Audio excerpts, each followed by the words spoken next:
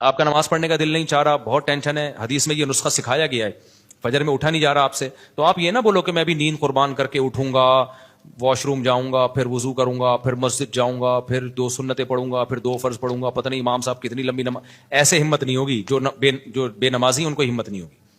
آپ کی رات کو آنکھ کھلی، آپ کو شیطان ٹوپی کرائے گا، ابے اتنا نیک بن گیا تو جائے گا یار، وضو کرے گا، پھر یہ وہ، ابے چھوڑ یار. تو شیطان کو آپ ٹوپی کراؤ.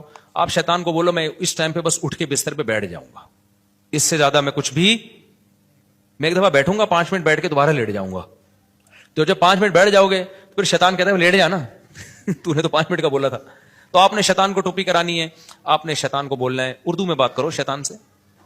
شیطان کو آپ نے بولنا ہے کہ یار جب اٹھ ہی گیا ہوں تو واش روم جانے میں کیا جا رہا ہے، تھوڑا ریسٹ ریلیکس ہو جاؤں گا. عام طور پر صبح کے وقت تھوڑی بہت پیشاب کی حاجت ہر ایک کو ہوتی ہے عام طور پہ. نہیں تو یار جا رہا ہوں واش روم کو، نلکے کا ہاتھ لگا کے آ جاؤں گا. تو آپ ایک دفعہ واش روم سے فارغ ہو کے آ جاؤ.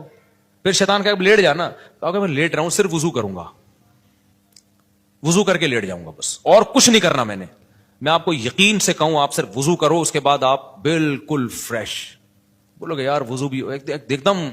شیطان مایوس ہونے لگتا ہے. شیطان بولتا ہے بھائی اتنی ٹوپیاں مجھے آج تک کسی نے نہیں کرائی ہیں، کہیں اور جا کے دال گلاؤ، یہ بندہ بہت ڈھیٹ ہے.